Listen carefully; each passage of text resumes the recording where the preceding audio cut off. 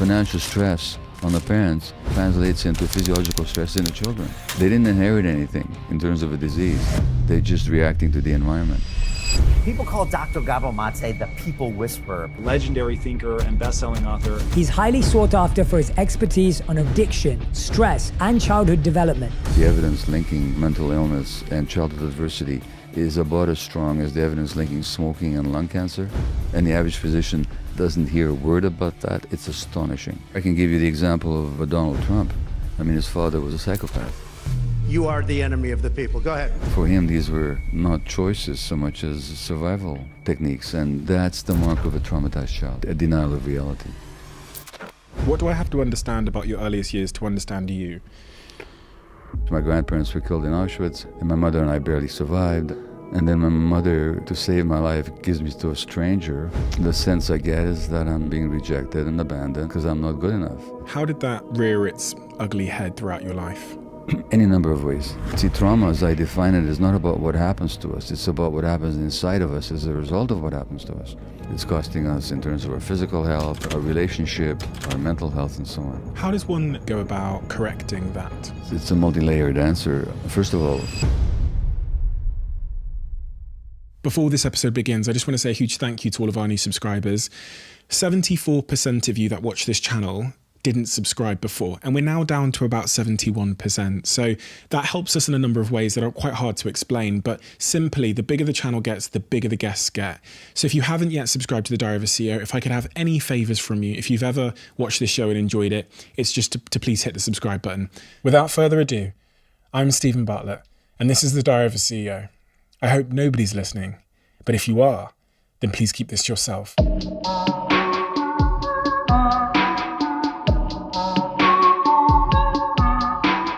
My dear little man, only after many long months do I take it in hand, the pen, so that I may briefly sketch for you the unspeakable horrors of those times, the details of which I do not wish you to know. Those are words that your mother wrote into her diary in the 1940s during the Holocaust. she wrote those words in April of 1945, 3 months after the Soviet army expelled the Nazis from Budapest, which is where we lived. So she was referring to the previous year and the beginning of that year, late 1944 and early 1945. And in those diary entries, she's addressing many of them to you directly as a baby. She wrote the diary to me directly, as if it was like an account of my life addressed to me. You talk so much in all your books and much of your work about the importance of that early context. It's really been, the center point of all the writing that I've read recently. And I know, because it's so evident in everything that you've done, that that's been a key, your own early context has been a key inspiration for why you've taken such an interest in these topics. What was your early context? What do I have to understand about your earliest years to understand you? So it's just a fact about human beings that the template that forms us will affect how we see the world, how we understand ourselves, how we relate to other people. And that early template is our earliest months, even in utero, already in the womb, we're being affected by the environment, but certainly in the early years when our brain is being formed and our personality is taking shape. And so that forms our worldview. Now, my worldview was, in my sense of self, was shaped by the fact that at 2 months of age, when I was 2 months of age, the German army occupied Hungary. Hungary was the last country in Eastern Europe where the Jewish population had not been exterminated, and that was our turn.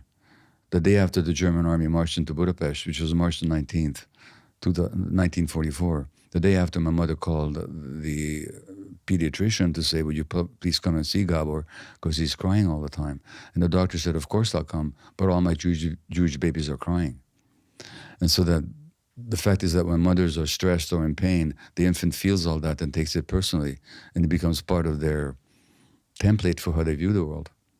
So that was that year. That's when that year began, in which my grandparents were killed in Auschwitz, and my father was away in forced labor, and my mother and I barely survived. And it's a story I've told many times, but that's when my brain is developing, and that's when I'm forming my sense of myself.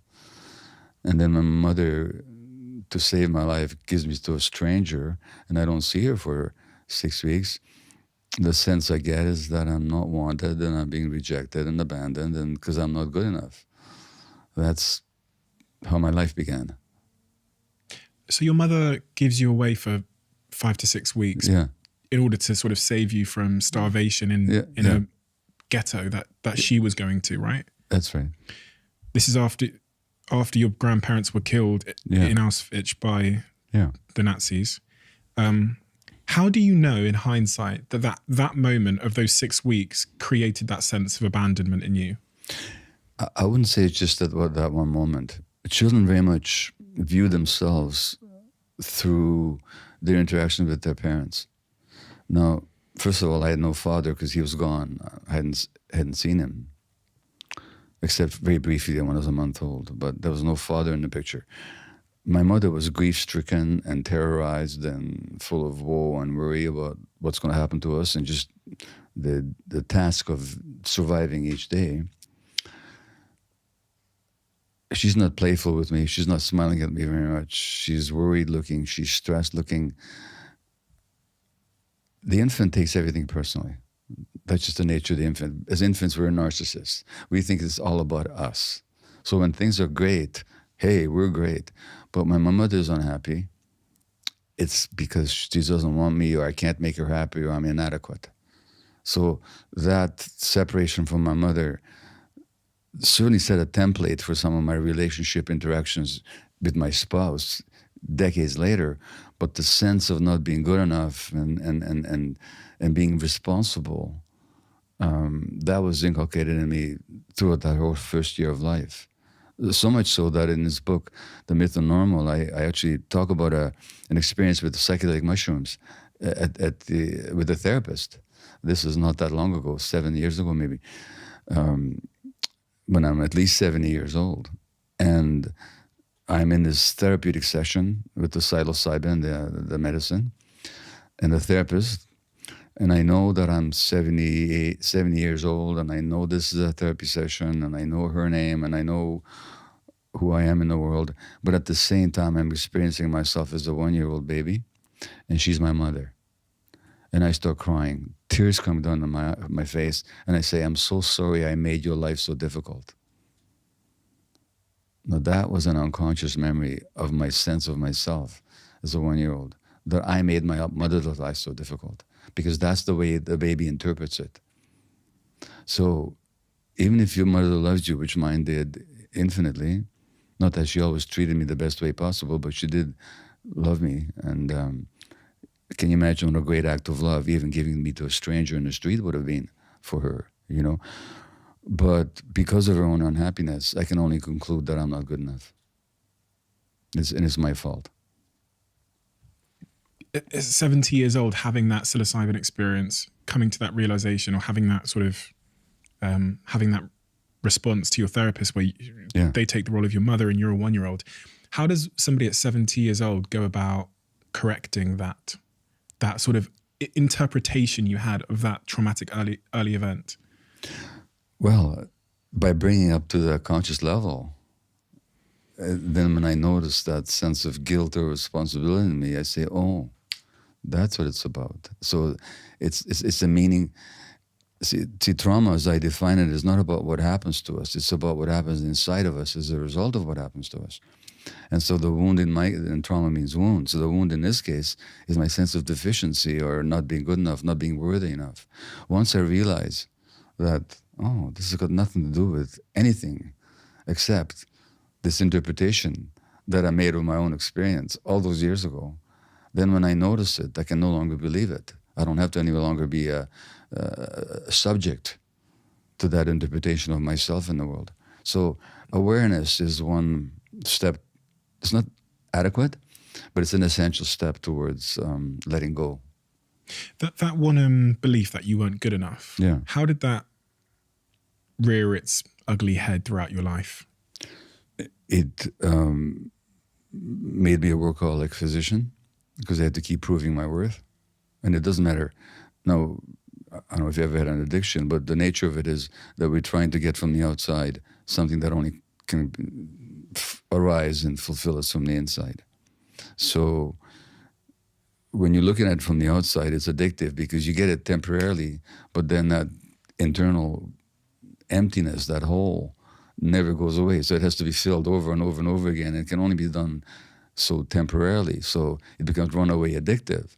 So then, work becomes an addiction because I keep trying to prove my worth. And it doesn't matter how many times, I may show up in a positive way at the beginning of someone's life, at the end of somebody else's life, or any time in between. It never fills that emptiness that my sense of lack of worthiness creates. So that's one way it shows up. Another way it shows up is if in my relationship, I don't feel as satisfied, my wife doesn't please me the way I like her to, then I get angry. But why am I getting angry? I'm getting angry because it's my sense of not being good enough that's being now revealed. It gets uncovered, this self-accusation. But I get angry at her because her job is to make me not feel that. We get into this relationship for all kinds of reasons. Some of them are conscious, some are not. Some are positive, some are come out of trauma. And in my case, I want that relationship to prove to me how good I am. So when it isn't proving that, then I get upset with my partner, Well, except the gap is inside me, not inside. It's not coming from her. So it showed up in my parenting. It shows up all over the place. I mean, I think both of those examples sound a lot like me, especially the first one. Yeah. The second one as well. But in what sense? In the sense that I'm definitely a workaholic. And I think in the earlier phases of my life, I sacrificed everything in this pursuit of becoming a millionaire and having all this stuff and really getting this validation. Sacrificed meaningful connections, everything in the pursuit of this one thing. Well, part of the toxicity of the culture that I talk about in this book is that it actually rewards that kind of emptiness or that desperate seeking to fill that emptiness, because you get rewarded. You make a lot of money. A lot of people admire you. You get to feel good about yourself. Mind you, my guess is that good feeling is only temporary. At least if my example is any guide, that feeling good because somebody from the outside values you is only a temporary salve for the wound that's inside. But the world actually rewards it. So you're a workaholic doctor, great, you make more money, and all these people respect you. Meanwhile, you're hollowing yourself from the inside, and you're not available for your family. So that's part of the craziness of this culture. And it's like the hedonistic treadmill in a sense, because you just never, enough is never enough, as That's you right. say. Yeah. So the last achievement needs to be surpassed by a greater achievement for me to get an applaud or a clap. I've never really made the connection that the reason why I'm a workaholic is because I am trying to prove to the world that I'm enough. But I think that it's entirely true. Yeah. So in your case, like race and class in this society of inequality are certainly potentially traumatic inputs, as I pointed in this book, and to the degree that it affects people's physiology, But also then, I don't know your family origin or what kind of relationship you have with your parents, but there also may have been a sense, like I got with my mom for reasons, and for whatever might have happened in your family, maybe you got the sense as well that even in your family of origin you weren't good enough somehow. So my mum would scream at my dad for 7 hours a day, and my dad would just sit there. Okay. And so my early memories of looking at my mum and dad are this kind of violent verbally, not physically, this incredibly stressful screaming, one person screaming at the other. Yeah. That's what I remember. But from reading what you've written in this book and from what you've said now, I actually might have learned that I was the problem to some degree. Children interpret it that way. That's just the whole point. That's what I mean about kids being narcissists.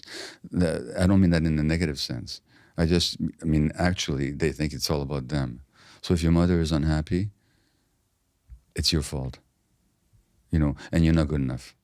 So then you have to go out there and work to prove to the world and to yourself that you're good enough. So that, going back to your first question about how these things show up in our lives, that's how they show up. And so 12 years old, you emigrate to Vancouver. Yeah. by 28, you joined the medical profession. Yeah. And you spend the next 32 years, roughly, working in Well, medical practice? at 28, I went back to medical school, actually. I took a detour. I was a high school teacher for a while. And then I was 27, 28 when I started medical school. At age 33, I think I began my medical career of 32 years. And in those 33 years, what was your practice? What did you specialize in? What did you focus on? So I was a family physician, which meant I delivered a lot of babies and I looked after people's problems from beginning to the end of life. I also worked in palliative care. I was the director of a unit at the hospital, which looked after people with terminal disease. And that was 22 years or so of my practice, 22 years. And then I switched gears altogether and I went to work in the downtown east side of Vancouver, British Columbia, which is North America's most concentrated area of drug use. We have more people coming from anywhere in the world are shocked by what they see there. Thousands of people in the streets injecting, selling, using, inhaling, ingesting drugs of all kinds, and people are suffer the consequences of drug use in a society that doesn't understand drug use, so it punishes it and excludes it, ostracizes it. So people get HIV from dirty needles and hepatitis C. So this is the population. Often they're homeless. So that's the population I worked with for 12 years till the end of my medical work. That experience working with patients that were in palliative care. Yeah. So that's, for anybody that doesn't know, that's patients that are approaching the end of their life, Yeah. that have terminal illnesses and that are aware that they're going to die. What did that experience teach you? It took an acceptance of one's lack of omnipotence as a physician, because you go into you want to cure people, you want people to heal, and now it takes a tremendous acceptance to say, we've reached the limit of our knowledge, and that doesn't mean we can't help people, but we certainly can't cure them, And so it taught me how to be with the inevitable. And when you're working with people who are in the process of dying, by the way, who isn't in the process of dying, but people whose time is more limited than the rest of us. Acceptance, you learn a lot of acceptance. It challenges you to do your best when you know your best isn't going to be saving anybody's lives, but it's to help people live a life of as little suffering as possible and as much dignity as possible. So it really challenges the best parts of you to show up. Patience, acceptance, intuition. Personally, it taught me a lot to listen to people. Interesting enough, people really want to be heard when they're dying. They want to make sense of their lives. They want to tell their stories, then I want their stories to be heard. And so I listened a lot. I just sat by the bedside and I listened. All that. When you listened, did you hear any themes relating to regret or things that actually mattered? Because I always imagine if I was given such news that my life was coming to an end and there was an approximate date, it would be quite a powerful way of finally realizing what truly matters and what never did. People react to their impending death in different ways. So there were some people who just fought it to the end, they didn't really want to accept it. But most people were more along the lines that you described, where they really get to see what's important. And so I mentioned this a number of times. It sounds strange, and I don't recommend it. But I've had patients say to me, "Doctor, I don't know how to tell you this, and I can't even explain it perhaps, but this illness that's going to take my life is the best thing that ever happened to me." And what they meant a couple of things by it. They meant what you just said about finding out what's really important in life. In this book, The Myth of Normal, I interview a young man called Will Pye, who wrote a book called Blessed with a Brain Tumor. What kind of blessing is that? So I asked Will, what's the blessing? And he said, it made me appreciate every moment. It meant every time I talked to somebody, I knew this might be the last conversation I'm going to have with them. So it better be a human, genuine interaction. So there was that aspect of it. The other aspect of it was that again, my view is, as I pointed in this book and in previous works, who gets sick and who doesn't isn't exactly accidental. There are certainly personality patterns based on traumatic experiences in childhood that make disease more likely. And people very often realize that throughout their lives, they had abandoned who they were. They lived a life that wasn't meaningful for them. And on death, they reconnected with themselves in an authentic way. And that seemed to be worth a lot to people. Again, I don't recommend that way of going, to reconnect with yourself, but people have I certainly saw it. So those are the two big lessons.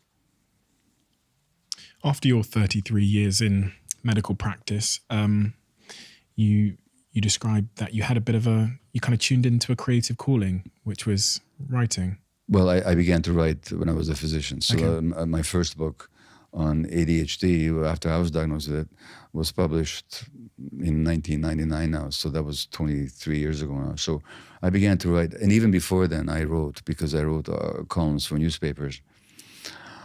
But yes, there was a time in my life where the writing impulse, which had been with me all my life, was stifled and stymied. And so was I, because I had this frustration. In fact, I had the sense that there's something I needed to express, but I didn't know what and I didn't know how. And at some point I realized, oh yeah, I need to write. So that began before I finished medical practice, but it certainly has been essential to my ongoing unfolding as a human being. I was so compelled by that when I read about that, because I've started to really understand the value of creativity in all of our lives, regardless of whether we have the luxury of being called an artist or not. And so what, in your view, is the importance of Well, you're singing my tune here, if I may say it that way, because I quote in this book, there's a great Hungarian-Canadian stress researcher called János Selye, S-E-L-Y-E, and Selye is the one who actually coined the word stress in the sense that we use it today. And he's the one that showed in the laboratory how stress diminishes the immune system and disorganizes the hormones and ulcerates the stomach and all this kind of stuff. But Selye also said, and I quote him here, what is in us must out. What is in us must out. That we all have to follow our creative urges in the way that nature prepared for us. Otherwise, we can be hopelessly hemmed in by frustration. I'm paraphrasing him very closely. So we are created in the image of God. I mean, as you know, whatever your religious views are, but that sense that we're created in the images of God means that we are creators, because the essence of God is creation. In fact, we call God the creator, and we call the result of that creation. If we're created and if we're offshoots of that creative dynamic in the universe, then it means that it's in us to create. And whatever form that takes, I mean, you don't want to see me do art, unless you... I can do a pretty good stick figure, but I'm married to an artist. So that creativity doesn't have to take the form of formal art, but it does have to take some flow of something that's inside you that needs to come out. Otherwise, as Selye says, you get hopelessly hemmed in by frustration. And so in that sense, everybody's got that creative urge, and that may take the form of social intercourse. It might take the form of gardening, I don't care, communing with nature, athletic expression, I don't care what.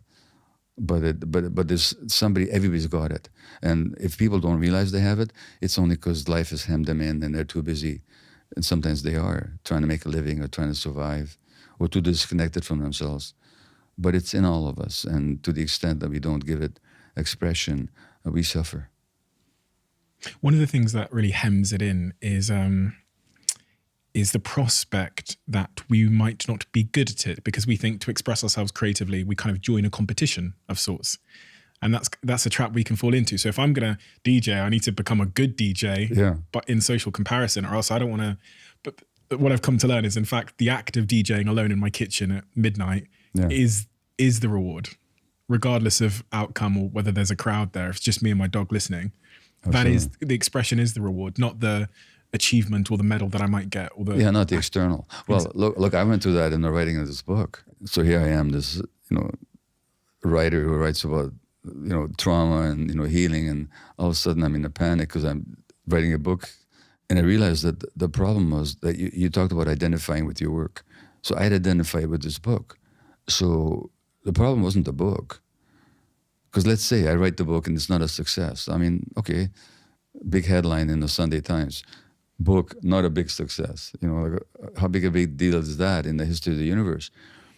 But if I identify with the book and it's not going well, then if the book fails, then I'm failing as a person, which then goes back to my very earliest concern about not being worth it, So once I disidentified, once I said, no, this is just a book.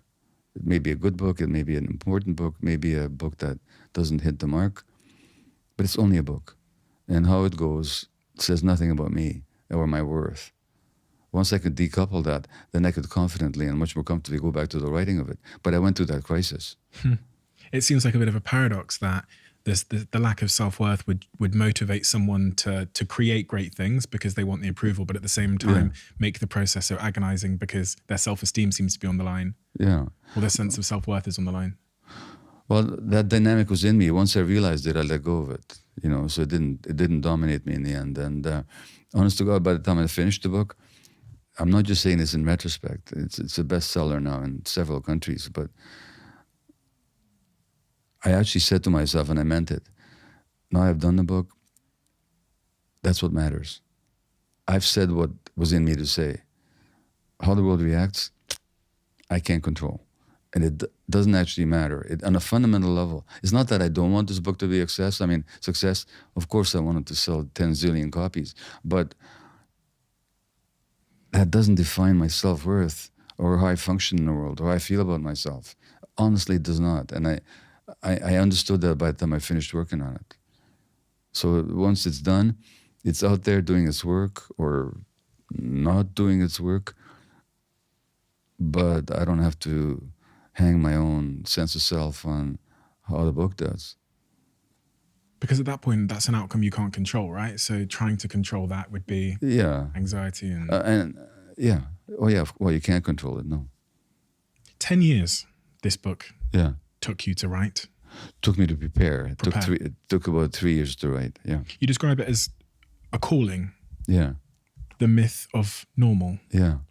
What 4 words to sort of pull people in and to in some way summarize a 550 odd page book. Mm-hmm. Why those 4 words? Why that phrase? Can I pause for a moment to find a quote on my cell phone? 100%. Yeah. 100%. So this is, are you familiar with the work of Eckhart Tolle? Oh, Eckhart Tolle, yes. Okay, yeah. So Tolle lives in Vancouver like I do. And in one of his books he says, the normal state of mind of most human beings contains a strong element of what we might call dysfunction or even madness, So in medical parlance, normal means healthy and natural. So there's a normal range of blood pressure, normal temperature. It's a range. Outside that range, there's no life, there's no health. Either too high or too low, you're gone. So normal means it's equivalent with, synonymous with healthy and natural. However, we make that same assumption that out in society, what we used to, what we call normal, is also healthy and natural, which is a myth. Because I'm saying that in this society, what we consider to be normal is neither healthy nor natural. In fact, it's hurtful to us. So that we're using the word normal in a way that doesn't apply. In a narrow medical sense, it's accurate, but in a broader sense, that which we're used to in this society, we consider normal, is just not good for us. And norm is kind of a statistic, or it's a kind of a average. So if everybody, you have a dog, if everybody in London mistreated their dogs, and if you didn't, then you'd be abnormal. So it's a myth to say that what is normal is healthy and natural. That's what I mean by the myth of normal. That's one thing I mean. The other thing I mean is, if we understand the actual science of the unity of everything, I'm not talking about spiritual insight here, I'm talking about physiological science, that our physiology and psychology is very much affected by our life experiences, beginning in utero, childbirth, early childhood, and throughout the lifetime. It also follows that illness and health are not individual attributes. They're actually manifestations of our relationships and our situation in the world and our history. That also means when the circumstances are abnormal, you expect people to be sick. You know, just as if you gave animals something that wasn't healthy for them, they'd be sick. That'd be what you'd expect. So this idea that the people who are ill, either physically or mentally abnormal, I say no. These are normal responses to an abnormal set of circumstances. And rather than being sort of those abnormal ones and the rest of us, it's really a spectrum that we're all, pretty much all on it. So in those three senses, this idea of normal is a myth. And it's one that keeps us from seeing reality. And we're all abnormal in some way. Yeah. So if you maybe my attention is different, maybe my interpersonal relationships are abnormal, but in some way I'm going to be abnormal. As it relates to treatments, how do you think that the medical profession and the psychological profession would respond differently if we removed this idea that there is a normal? How would our approaches change to treating people? Well, it's a multi-layered answer. First of all, we would recognize that our diagnoses are not explanations for anything. So, you know, I've been diagnosed with ADD, you know, legitimately so. My first book was on it. But it doesn't explain anything. So I tune out easily, very easily, you know, and sometimes often when I don't want to, but, you know, unless I'm highly motivated. So you might say, this person has ADD. How do we know? Because he tunes out a lot. Why does he tune a lot? He's got ADD. How do we know he's got ADD? Because he tunes out a lot. So first of all, we have to understand that our understanding of normal and what's outside the normal, doesn't explain anything. They can describe, if you describe my mental functioning as that of somebody who's got an automatic tendency to tune out, you'd be accurate. So as a description, it's helpful. As an explanation as to why this person isn't behaving quote unquote normally, it doesn't explain a thing. Now, if you understood that I spent my infancy under very difficult circumstances, where I was very stressed because of all the stuff I already talked about, and that tuning out was a normal response to those circumstances as a way of protecting myself from the stress of it all. And this was happening when my brain was developing. Then you'd understand there's nothing abnormal about my tuning out. In fact, it is the normal response to a set of abnormal circumstances. So that's the first point. And I could go through the same kind of dialectic with all manner of physical and mental diseases, by the way, so-called. The second point is... Why do you say so-called? Well, look, the disease model is, as long as we understand it's a model, it's okay. When we think it describes reality fully, it doesn't. So, for example, we talk about mental illnesses. And we're assuming that there's a kind of definite pathology there.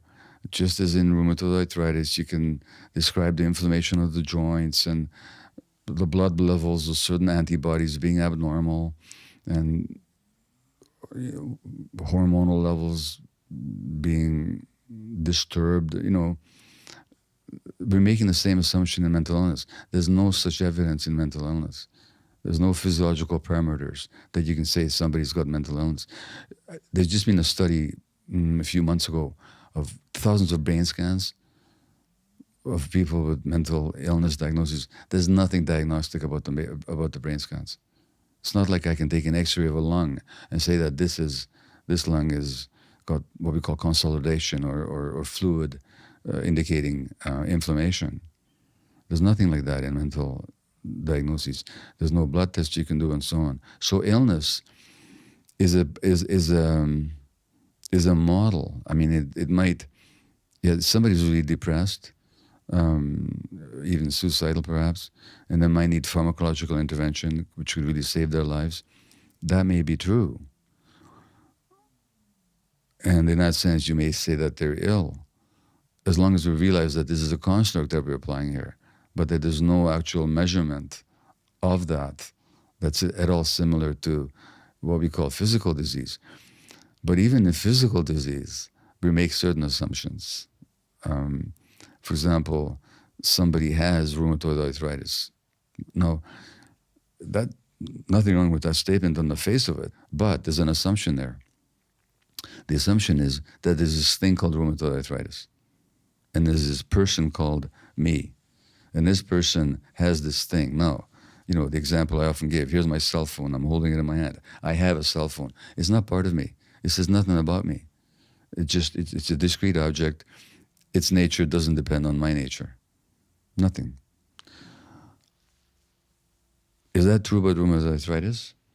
Or is it more true to say, as I've found out, that this is a condition that shows up in people with certain life experiences and certain ways of functioning in the world? And that because of the science-documented unity of mind and body and the impossibility of separating the activity of our emotional apparatus from, say, our immune system, because it's all one organismic unit. Therefore, when the immune system turns against the body, as it does in rheumatoid arthritis, the immune system actually attacks the body. Is that a thing that's got a life of its own, or is it a process that's happening inside that person because of certain aspects of their lives? Now, if I say it's a thing that happens to you, then that thing has got a life of its own. And that's how most doctors see it. They see somebody with rheumatoid arthritis, they say, okay, this is the kind you've got, this is what's going to happen, this is the only thing we can do, is to mitigate the symptoms. I find that's not true. I find that the rheumatoid, by the way, not just I find it, the science finds it, that rheumatoid arthritis is very much related to stress and trauma. And the more stress there is, the more likely it is to flare up. And if people deal with that stress, if they know how to prevent it, their illness abates.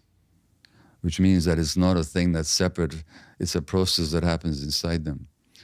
This is a subtle concept. I'm wondering if I'm explaining it clearly No, enough. you are. And it's really making me question how much we misunderstand the relationship between the mind and the immune system. Yeah. Because that's the important connection to understand if you are to accept all the things you've just said, Yeah. which we don't understand. I don't think typically we understand that my mind and my immune system have such a close relationship. Well, there's a whole new science that studies those relationships. It's called psychoneuroimmunology, which studies the interlinked unity of the emotional apparatus of our brain and body with the immune system, with the nervous system, and with the hormonal apparatus.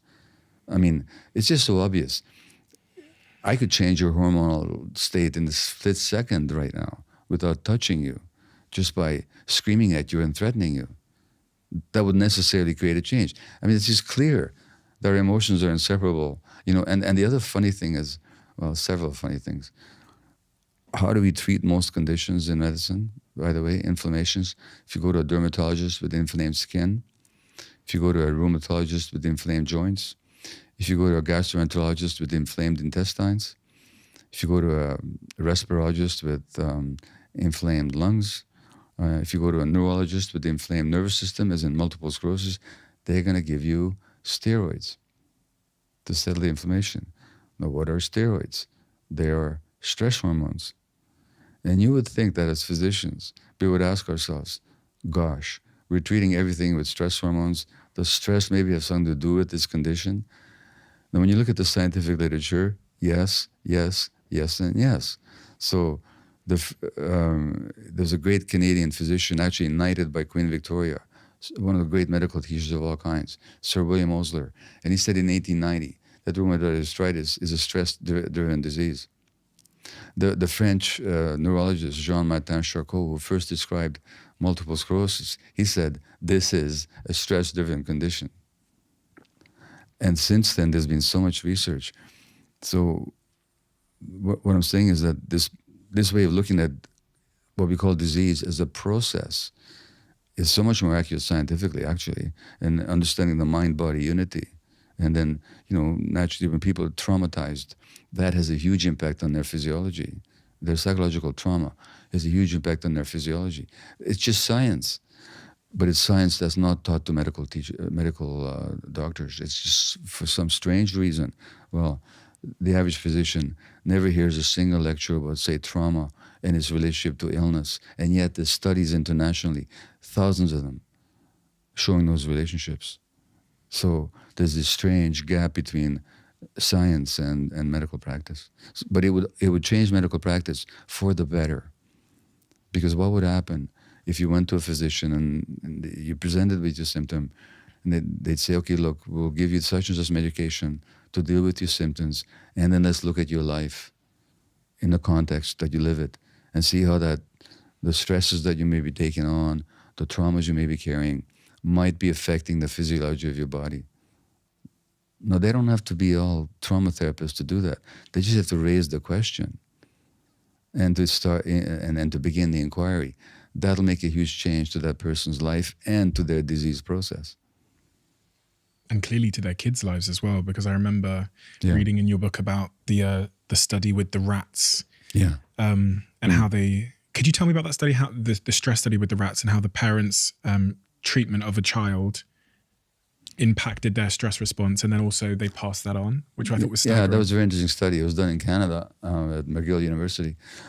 I think maybe sometime in the last 20 years, early 2000s, I think. And they looked at how mother rats interacted with their infants, their newborns.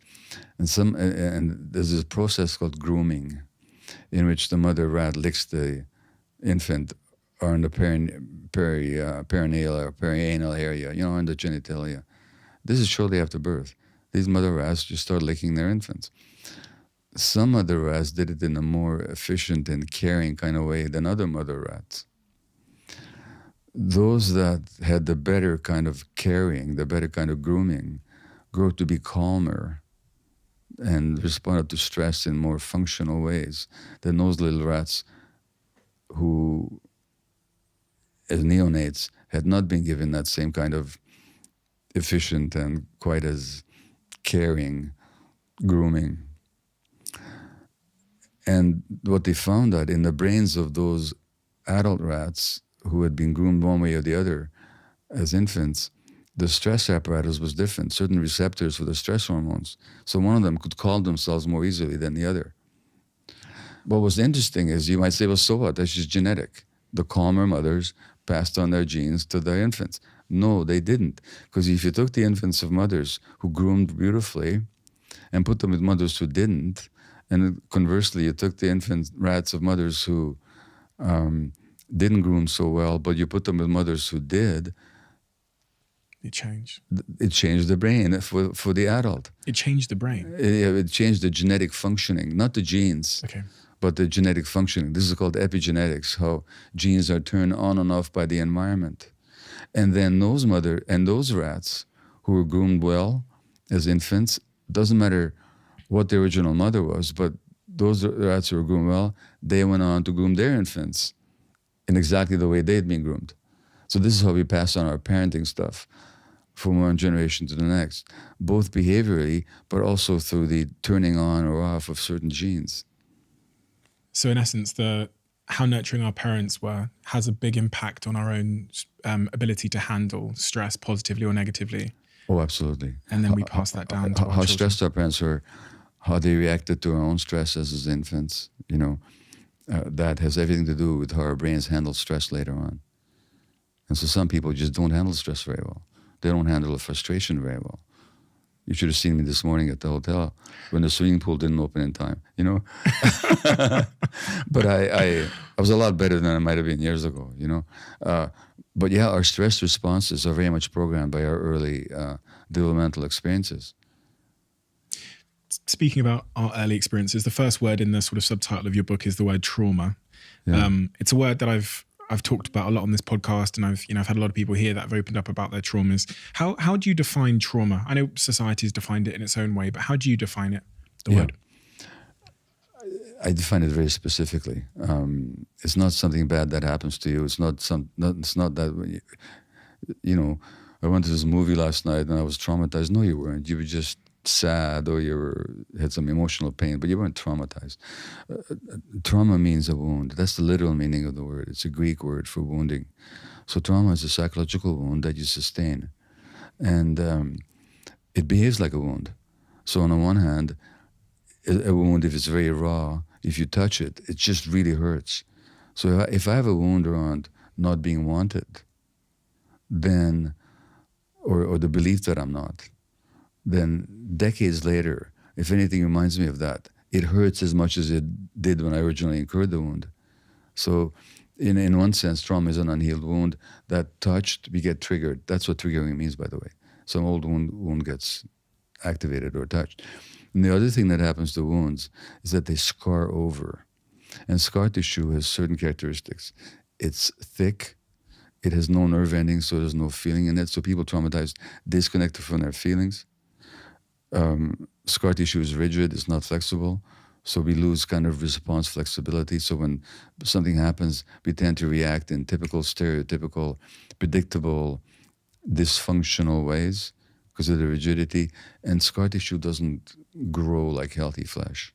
So people who are traumatized tend to be stuck in emotional states that characterized their development when they were traumatized. So when somebody says to you, "Don't be such a baby," it doesn't sound very pleasant, but there's some truth to it. It means that you're probably reacting according to the lines of some wound that you sustained as an infant, and now you're reacting as if that wound was happening all over again. This is what one of my friends in the trauma world, Peter Levine, calls the tyranny of the past. So something happens in the present, and we react as if we're back there in the past when this first happened. And we're not in the present moment at all. And I was trying to figure out how many people, as a percentage of the population, have trauma. But then I read this stat that 60% of adults say that they've had a sort of a traumatic early upbringing or whatever, or traumatic events from their childhood. But then I thought maybe everybody has trauma. It depends on how we understand trauma. So if we understand trauma as only the really terrible things that happen to people, which do happen to people. You know, in the book I talked about a British friend of mine now living in Canada. They are a yoga teacher and a meditation teacher and a psychologist and an artist, actually. And they grew up in some orphanage here in Britain where they were racially taunted every morning.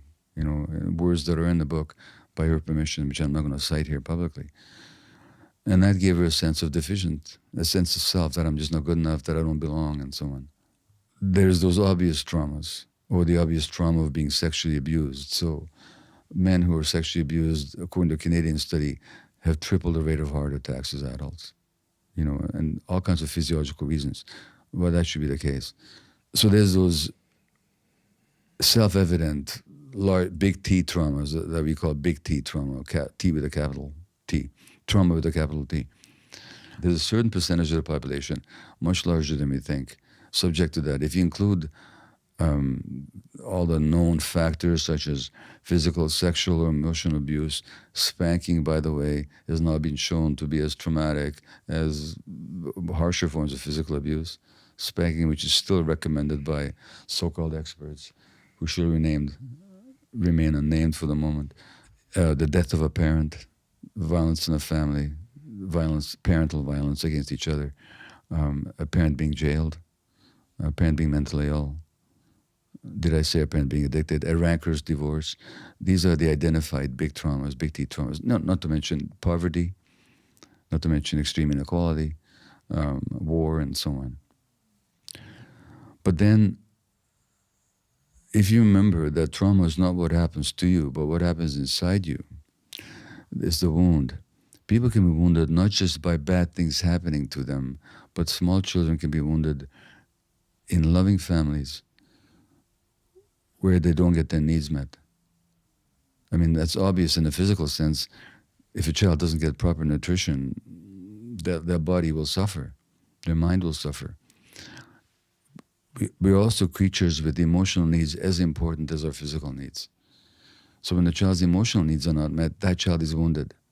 And that's what we call small T trauma, which is not the big ticket events, such as I described, but just the child's need to be loved unconditionally, to be held when distressed, to be responded to be seen, to be heard, to be allowed their full range of emotion without them being stamped on in the name of so-called discipline. The right to play creatively, spontaneously, out there in nature, not with these damn digital gadgets that subvert and hijack the child's imagination, but spontaneous play that's essential for brain development. So what I'm saying is that when these needs are not for the unconditional loving attachment relationship, when those needs are frustrated, children are also hurt. And I call that trauma as well, because it shows up later in life as the impact of painful wounds. So trauma in this society, for all kinds of reasons, is far more common than we imagine.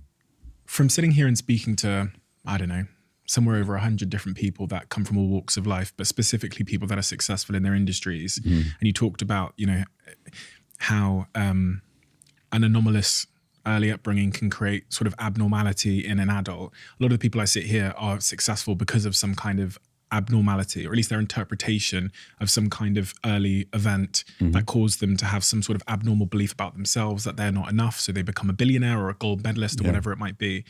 One of the things that I thought I could predict is, I thought after doing 100 episodes, if they told me the traumatic event they'd been through, I could predict the outcome in them. But there's a disconnect there, because, you know, I'd sit here with a guest who went through one of your tall capital T traumas, like domestic violence. And one of them might become incredibly angry. And one of them might become the most peaceful, loving person I've ever met.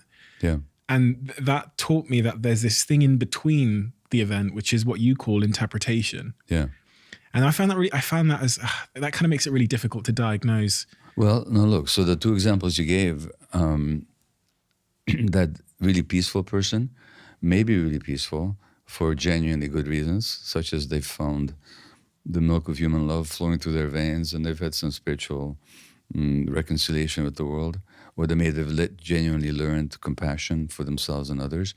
But they could also be very nice and peaceful because they're suppressing their healthy anger, because they're actually sitting on their rage unconsciously, which is going to show up in the form of some kind of health manifestation, I guarantee you, later on. So you can't tell from the outside without asking some questions.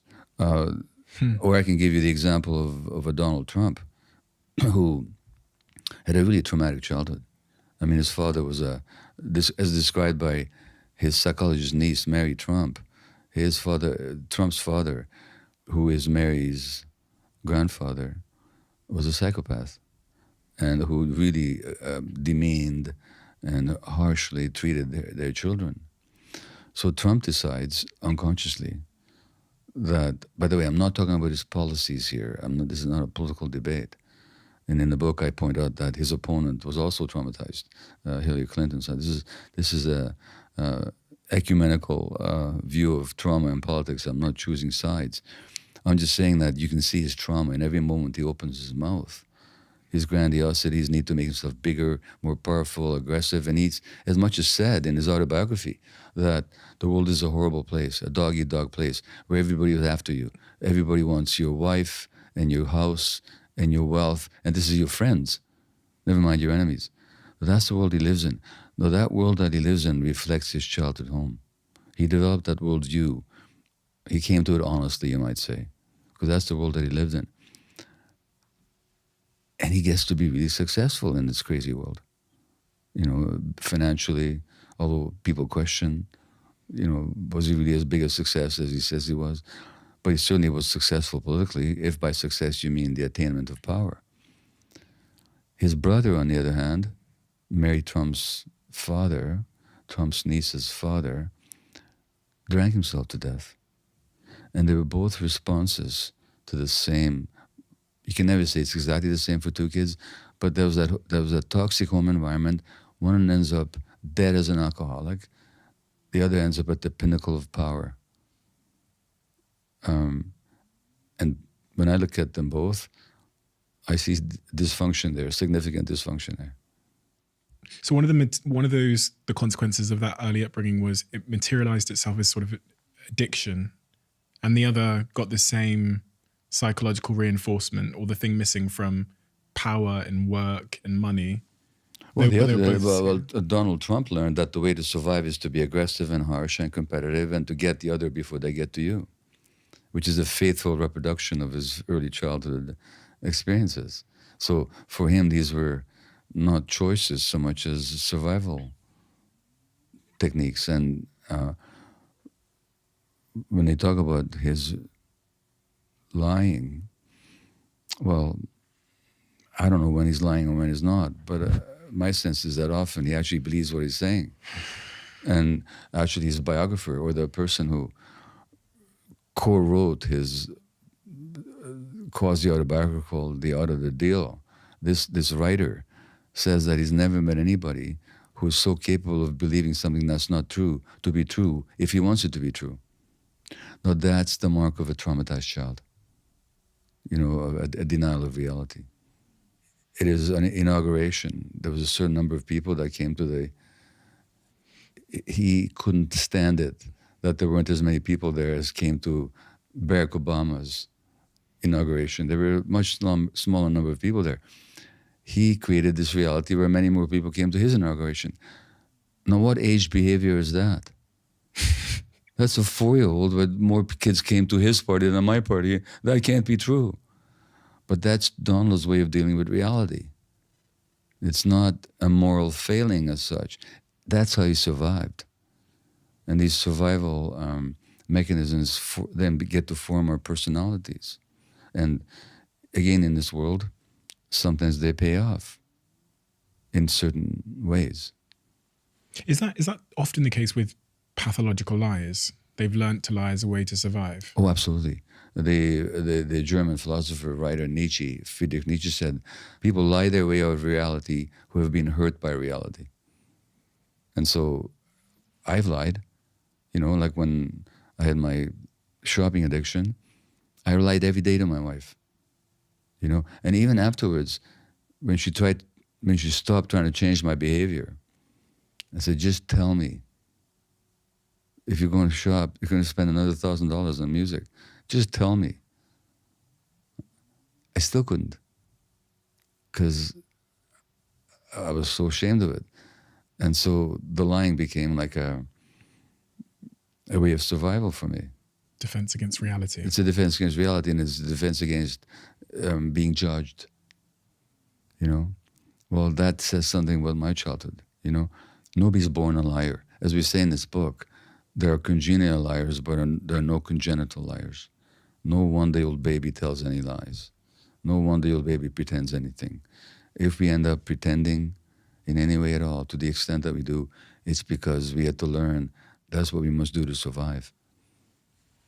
You said something at the start when I gave the example that I sat with a guest here who went through domestic abuse, and they are the calmest person. And then you said, well, maybe they're suppressing it. And in fact, the minute you said that, it reminded me of something they said, which is they said to me on this podcast that they had angry outbursts all the time. So sometimes their child will come up to them and want to play when they're working, and they'll snap. Yeah. And they're trying to deal with that. Yeah. That's what I meant, that they're sitting on this volcanic crater of anger, which sometimes bursts out of them. So their demeanor is like a really developed, suppressed way of handling rage, which rage, when they were children, had they expressed, would have got them into more trouble. So suppressing it, repressing it, became their survival. It's all about survival, you see. So it became their survival mechanism. Now, that person, as long as they keep it that way, they're at risk. They're at risk for mental health diagnoses like depression. Because what is depression? It means you're pushing something down. That's all it means. What do we push down? Our natural emotions. Why do we push them down? Because we have to survive. So that person, I don't know I can't prognosticate what's going to happen to them. But if they don't work it out, in general, they're at risk for some kind of mental or physical manifestation. That's my experience. Quick one. Some of you may know we've got a brand new sponsor on this podcast, American Express. And you've got a brand new exclusive offer for a limited time only, which I can't wait to tell you about. From the 18th of October to the 16th of November, American Express is offering new card members a 60,000 point membership reward as a welcome bonus when you join, when you spend a minimum of £8,000 across the first 3 months. This is simply a thank you for joining American Express. And for those that don't know, you can use your American Express Business Platinum Card points in exchange for various rewards such as booking travel, holidays, gift cards, and so much more. So essentially, you're rewarded with huge prizes for just using their card to spend on your usual purchases. And I've had a look through at what 60,000 points can get you. So if you'd like to find out how you can get your hands on your new American Express Business Card, then search American Express Business Platinum Card to find out more. Quick one from our longest standing sponsor, Huel. I can't tell you over the last, really it's been about 2.5 years. It was really post-pandemic, how much my health has become such a huge priority in my life. Huel has been probably the most important partner in my health journey, because I've been in the boardrooms, I've been to their offices tens of times. I've seen how they make their decisions on nutrition. And that's why it's such a wonderful thing to be able to talk to this audience about a brand and a product that is so unbelievably linked to my values and the place I am in my life of valuing the gym, exercise, movement, my mind, my breathing, and all of those things. And most importantly, my nutrition. That is the role Huel plays. And so every time I get to read these ads out, I do it with such passion because I really, really believe every word I'm saying. And I absolutely love the brand. So if you haven't already tried Huel and you've been resistant to my pestering, then give it a go and let me know how you get on. You talked about expressing one's emotions, and something you've talked about in this book, but also previously, is this idea that there is such a thing as healthy anger. Yeah.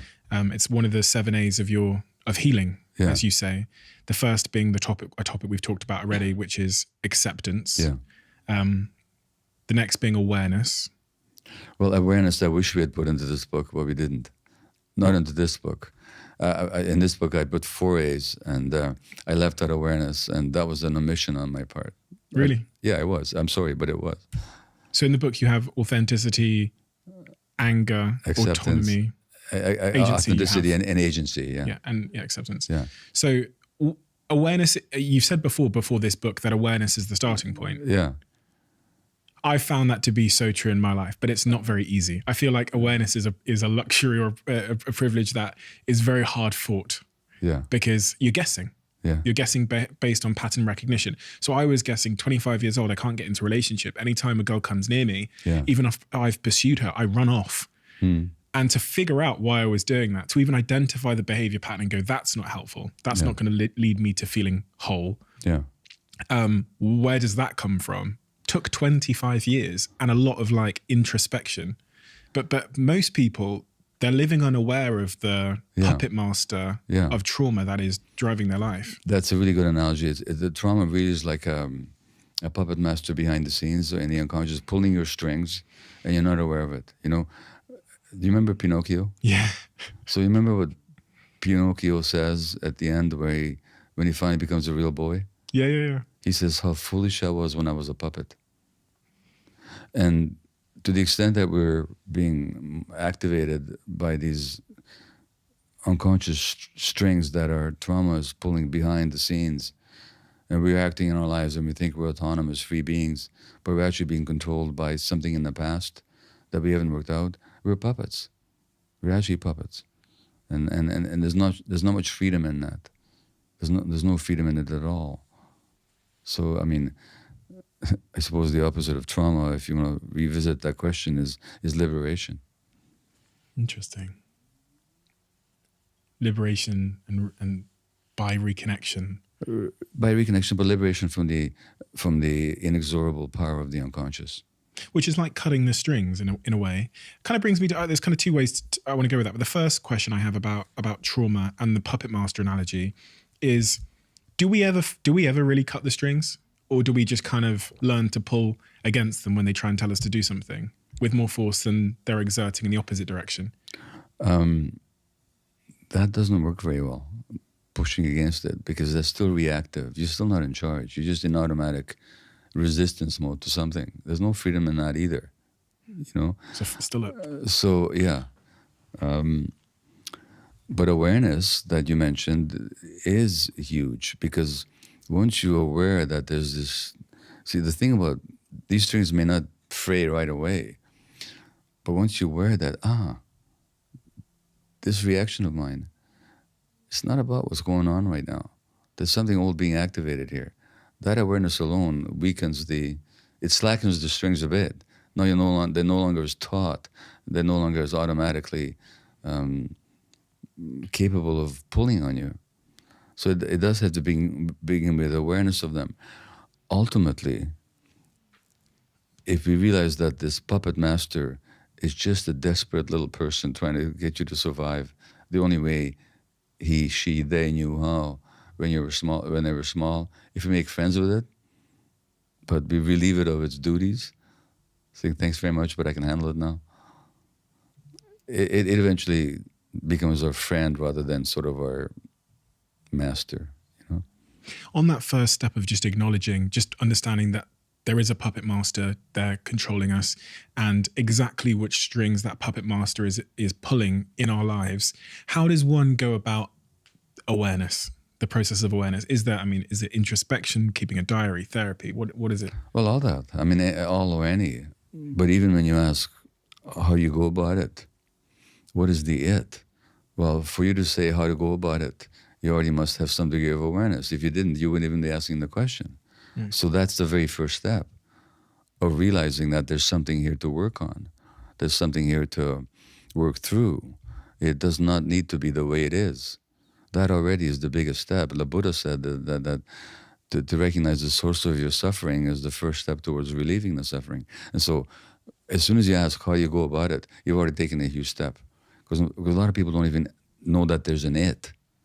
They just think this is reality, that this is life. So realizing that this it doesn't have to be the way it is, that's already a huge step. Now, beyond that, yoga, meditation, nature, therapy of all kinds, body work of all kinds, like somatic experiencing or craniosacral treatments, or even massage therapy. It's incredible what can be revealed just through body work like that. Then all kinds of forms of therapy, the ones I teach, the ones other people teach, journaling, certain exercises in this book that we recommend, like just ask yourself where you have trouble saying no in life to things you don't really want to do and working that through on a regular basis. So there's lots of ways once you open the door. You know, I have a chapter on psychedelics here, which is, again, it's not like a panacea or for everyone, but certainly it's a helpful modality for a lot of people. So some people may actually benefit from taking pharmaceutical medications if their situation is dire enough, but not as the final answer, but as a way of getting respite that allowed them to go to work on the real issues that caused them to be depressed or anxious or tuning out. You know, so any and all of these things. A lot of people don't even want to open those doors though, because there's so much pain associated with maybe going back or revisiting an early experience that they just think it's better keep the doors shut. Yeah. And get to tomorrow. That's true. To which I have two answers. One is, it's true, it's painful. Because all the pain you didn't want to feel and you've been running away from through your compensatory behaviors, like your addictions, are nothing but an attempt to escape from pain. That's all they are. That's all they, they're not a disease. They're not a genetic, whatever it is. Addictions are very simply an attempt to escape pain, which create more pain. But that's what they are. And so we get addicted to work, to sex, to pornography, to gambling, to the internet, to shopping, to eating, to power. On that point, I find it so fascinating. When you mentioned in your previous book that, you classified things like food, social media, shopping, porn and work as types of addiction. That was that in and of itself was a bit of a revelation for me because I never saw work as an addiction. The minute you said it was, and I kind of link it to, heroin addiction, which is providing a certain psychological or physiological benefit to me. Yeah, temporarily. Temporarily. Yeah. Of course it's a fucking addiction. Of course work is an addiction. Of course I have that addiction. Well, work can be an addiction. Yeah. Work can also be sacred. It can also be fulfilling and a manifestation of your creative urges. But it's not but it's strange to say, not that I recommend it, but it's possible even to use heroin in a non-addictive way. I don't personally get it, and I would never want to, but the addiction is never in the behavior itself, it's in your relationship to the behavior.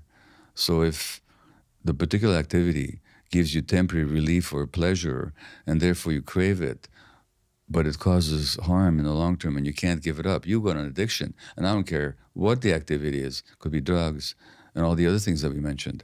And it employs the same brain circuits, by the way. The workaholic is after the same brain chemical that the cocaine addict is after, dopamine,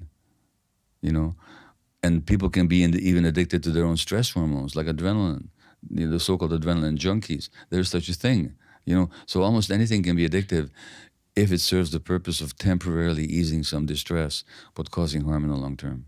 Is escapism the right word to use then for it? Because it doesn't sound as much like we're escaping rather than we are seeking something. We're seeking relief from a certain mental state. Like I just gave you a definition of addiction, so I don't know what addictions you've had or haven't besides, but what did that do for you? Temporarily. It gave you something. It made me feel like I was valid and I was pursuing a sense of accomplishment and validation. Okay, and give you a sense of worth. I was worthy. No. Is that something that people need or not? Yes. Yeah, that's a good thing. But the real question is, why did you ever get the idea that you didn't have the worth? Why did I get the idea that I didn't have the worth? That's where trauma comes in. Because I was called the N-word when I was 8 by a kid in school. Exactly. And then no one would speak to me. And because that your day. mother screamed at your father. Yeah. I remember that day and very so vividly. all that together. And that's emotionally painful. Like, what's it feel like not to have a sense of worth? That's painful.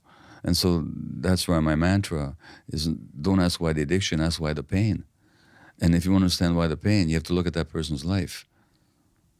And what the benefit of the addiction is. That's something that you say in previous book that I found, it's a flipping of narrative where you say we should be asking what the benefit of the addiction is. Well, and like in your case, it gives me a sense of worth. Well, okay, I'll say to you, if you come to me because you say, like, I'm workaholic, it's causing some harm in my life, it's keeping me from intimate relationships, it makes me stressed and tired, whatever it is, it's the first thing I would ask of you is, what is it doing for you? And you say a sense of worth. And I'd say, you know what?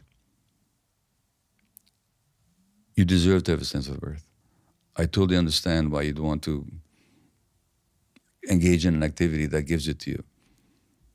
But given that it's causing you harm, let's look at why you don't have a sense of worth and how else you might develop it that isn't harmful to you, So, but you start with what's right about it.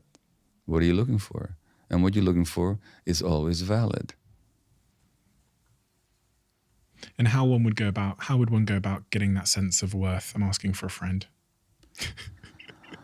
Well, that would be a matter of some form of work. People who meditate often deal with that issue through the meditation. Not always. Certainly therapy,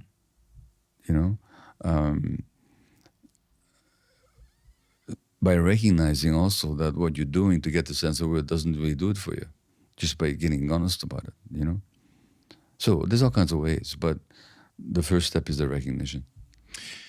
That's the first step that you say is missing from the book, which is that sort of awareness. Yeah. The next thing, which it's been really front of mind in my life recently, because I've been asked this a few times on stage, and I've been trying to find the words to really articulate the importance of it, and this is one of your forays in this book about how to heal, is authenticity. Yeah. Really interesting concept, because I've been trying to articulate why the fact that I've just shared all this stuff with you And the fact that I do this every week, Yeah. I'm getting closer and closer to that sort of authentic self where there's really, the mask is kind of dropping on me. Why that's been so healing for me. Why is authenticity such a good way, an important way for us to heal? It's much more than a way for us to heal. It's actually who we are. Like what you're really asking is, why is it important for a creature to be true to its own nature? Because that's what we're meant to do. We're meant to be here as ourselves, you know. And when we're not ourselves, because we had to abandon ourselves or betray ourselves or disconnect from ourselves in order to survive, we lost connections with our essence.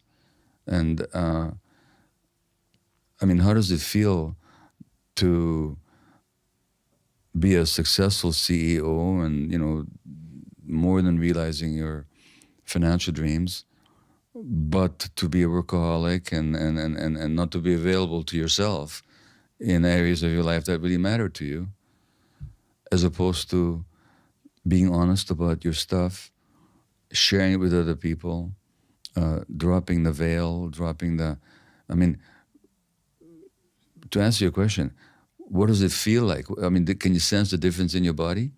It feels lighter. Well, yeah. Expansive. Exactly. Yeah. Well, that's the answer. Yeah. That's why it's so important. So many of us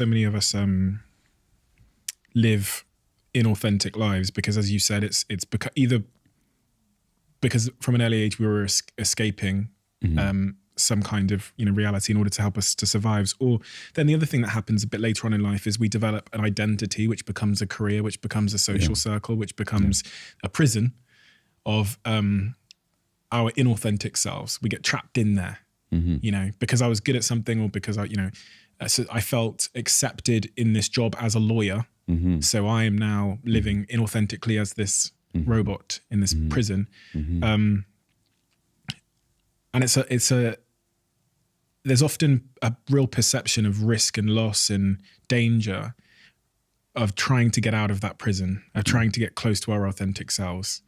We feel like we'll lose our friendship circle. We'll feel like we'll let our parents down who wanted us to become a lawyer. All of these things. I guess you see that a lot in your work. Well, there is that risk, but here's the issue. As a child, you had no choice but to go for acceptance and being approved of and being received under any conditions. No matter what you had to give up of your authenticity, you had to give up your authenticity. You had no choice in the matter.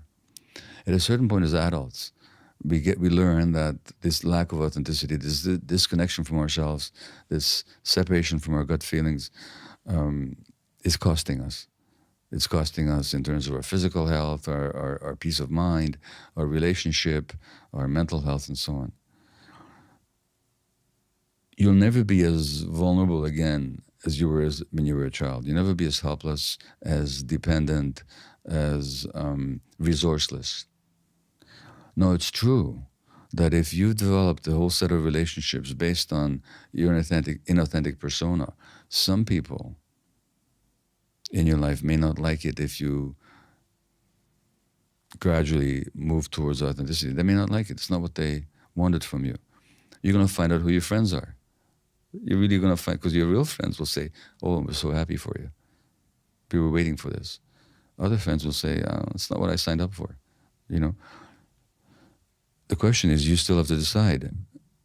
As an infant, as a young child, I had no agency in the choice between authenticity and attachment. Now I do. Which one do I want to go with? What is the cost of being inauthentic? Now, I can't make that decision for anybody else. Nobody can make that decision for anybody else. But most people will find that choosing authenticity has benefits way beyond whatever they might lose. That's what I find. And you said the word there, agency, which is the second of the 4 A's on how to heal. Now, agency, when I read that word, I hear like personal responsibility, taking personal responsibility over my life. Exactly. Which also means not letting, you don't use you don't wear trauma as a badge, or you don't use it as a get out of jail pass in a game of Monopoly. Oh, I was traumatized, so I can't be any other way, Giving all the power to the puppet master. Yeah, exactly.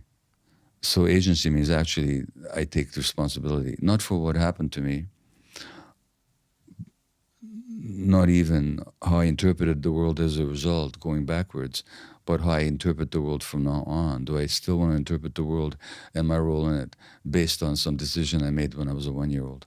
That's where agency comes in. Agency also means that if I have any kind of dysfunction or illness, it's not just that I put my hands in the hands of put my fate in the hands of a physician or a healer, but I have agent. I make the decisions. I listen to your advice. I accept some, I don't accept some, but I'm the one who's making the decisions along with what seems right to me.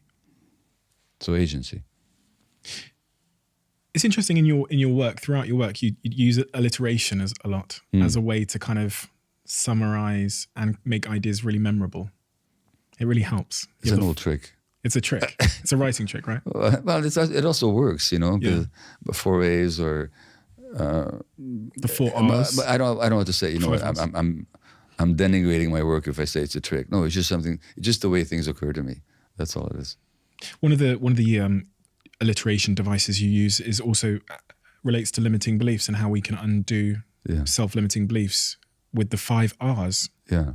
Relabel, reattribute, refocus, revalue, and recreate. Yeah. Now, from what I understood of those, relabeling is the story and the belief that is limiting to us, sort of redefining it. Take something like your workaholism. Yeah. I need to go to work. I need to do this work. Yeah. Relabeling is, I don't need to do this work. I just have a belief that I need to do this work. Okay. So that relabeling just takes a degree of separation from the behavior. And actually, it's true. It's not that you need to do all this work. You have this belief. So relabeling just says it for what it is. By the way, I have to acknowledge that these 5 R's, only one of them is mine. I stole the other 4 from a psychiatrist. That's fine. That's art. I mentioned that in the book, but I find it a very helpful technique, but it was developed for people with obsessive compulsive tendencies. So the relabel is not that I have to wash my hand 100 times. I just have a belief that I have to wash my hand 100 times. That's the context in which it was developed. I think it works for all kinds of dynamics. And then so I've relabeled it. I don't have to work to feel a sense of validation, but I have a belief that I do. That's right. And then I reattribute it, which is the second R, which means I get clear on where it's come from. Yeah. So let's say you have the belief that you're not worth it. It's not true that I'm not worth it. I just have a belief that I'm not worth it. Okay? Or it may not be true that I'm not worth it, but I do have a belief that I'm not worth it. Attribute means this is an old brain circuit sending me an old message. It's got nothing to do with reality. It has to do with some experience that I had a long time ago. That's the reattribute. You just say, well, where's it actually coming from? There's a circuit in your brain that's wired with the message, you're not worth it. And it's going to keep repeating that message. Well, you say, okay, that's where it's coming from. Until I refocus, which is the third R. Yeah. So refocus is just to give yourself some space. So if you ever say, I need to go to work, okay, refocus means, well, for 5 minutes, maybe in 5 minutes I'll go to work, but for 5 minutes I won't. I'm going to put on some piece of music or go for a walk or meditate or whatever. So you refocus, you put the intention somewhere else. Just so that, to prove to yourself that you actually have some agency over your brain. If only for 5 minutes.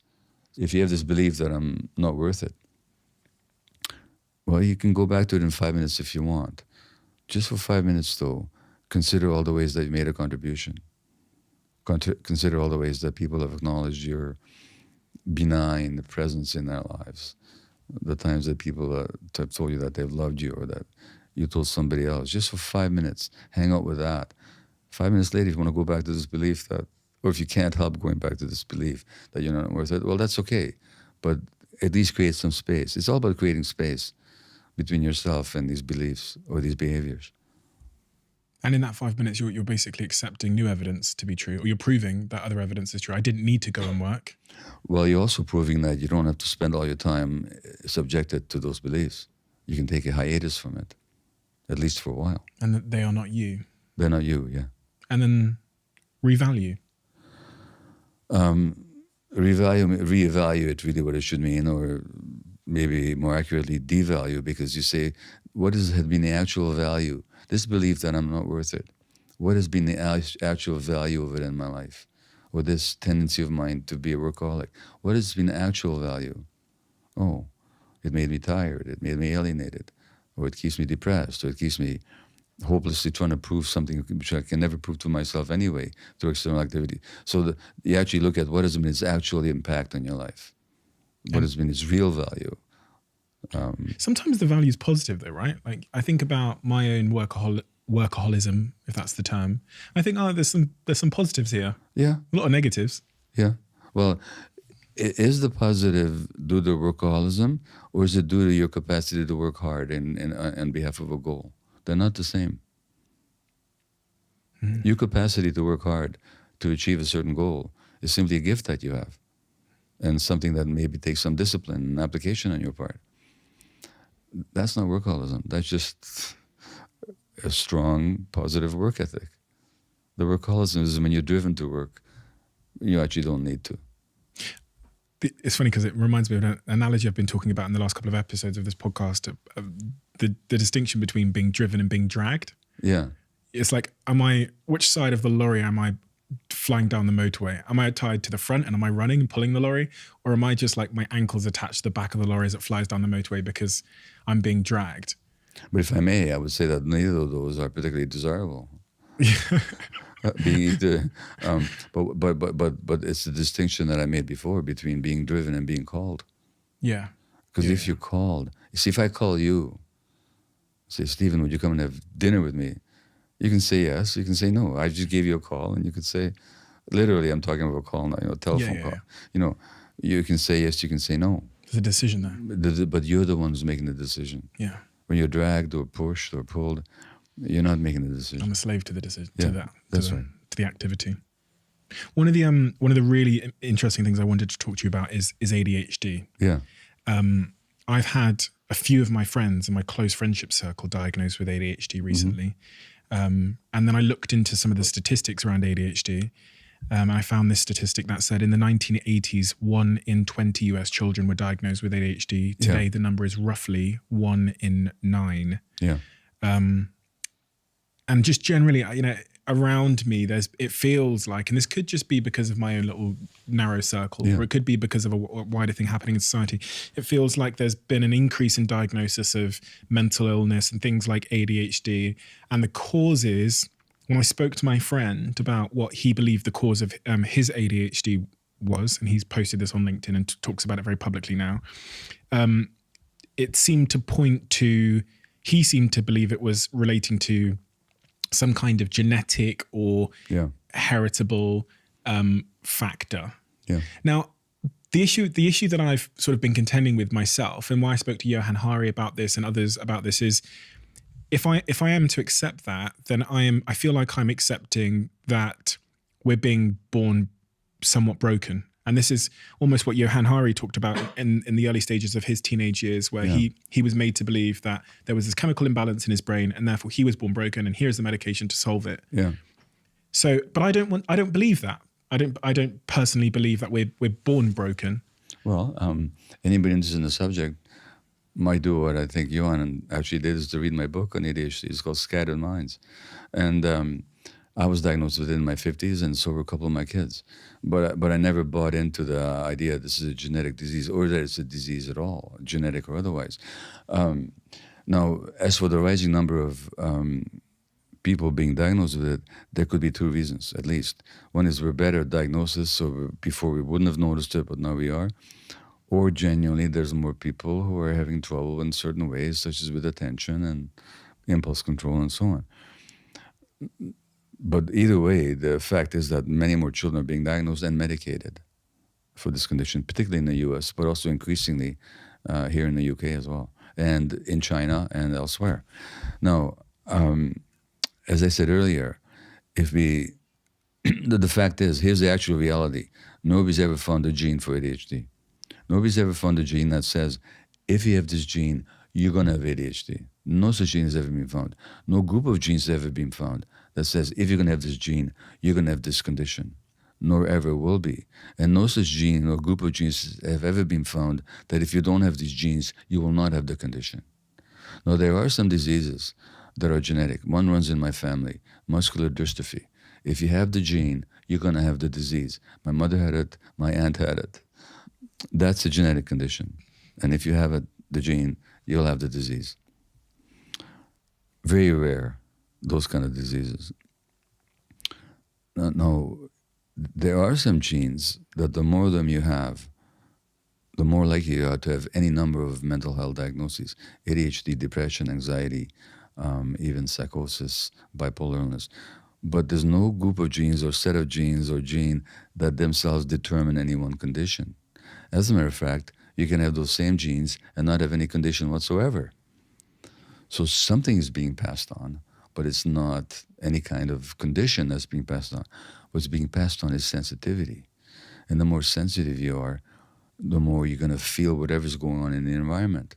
So you take the same sensitive kid with these genes that confer greater sensitivity out of them, and sensitive means to feel, from the Latin word to feel, sincere. The more sensitive you are, the more you're going to feel. The more you feel, the more bad stuff happens, the more pain you're going to be in, and the more compensating you're going to have to do. At the same time, with those same genes, if you treat it well and you grow up in a healthy environment, you'll just be creative and happy and joyful and a leader or an artist or a shaman or a very creative CEO or whatever you're going to be. So the genes don't determine. They make you more sensitive to their environment. Now, if you go back to what I said about the tuning out, it's simply a defense.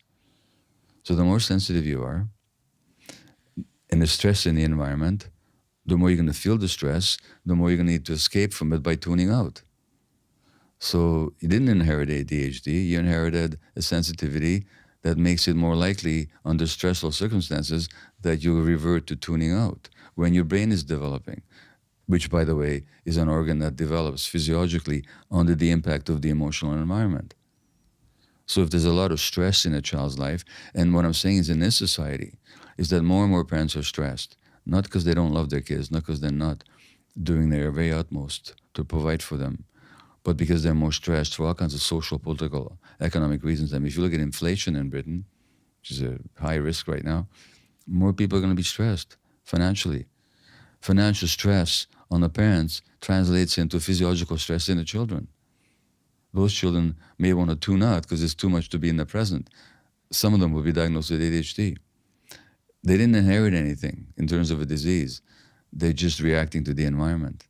So if we're diagnosing more and more kids these days, I think it's because the parenting environment has become much more stressed. And that's backed up in this book where you mentioned that study of 65,000 parents and their children with ADHD, right? You say... well, there's more trauma in their lives. Yeah, so the children, they do a study with 65,000? I forget, you're better than I am. It was 65,000, I read it 3 You made hours notes, ago. I didn't. Yeah, but many thousands of kids, yeah.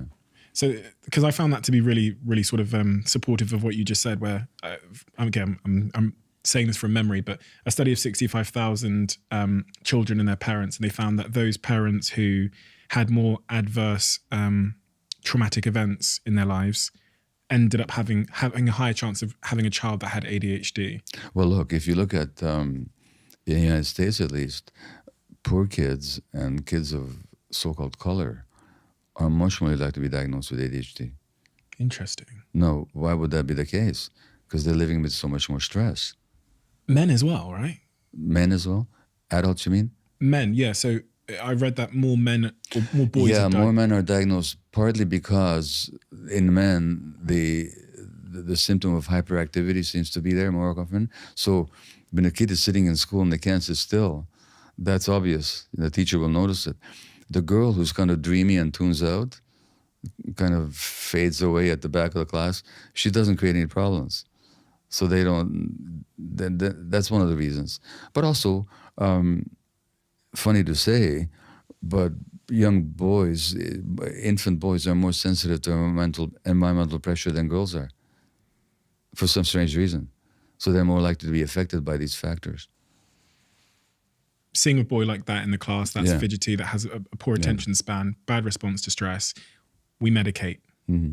What is the impact of that approach to treatment, medicating super early? I used to, when I worked as a physician, I would certainly prescribe medication sometimes. It's a question of who's prescribing it and with what intention.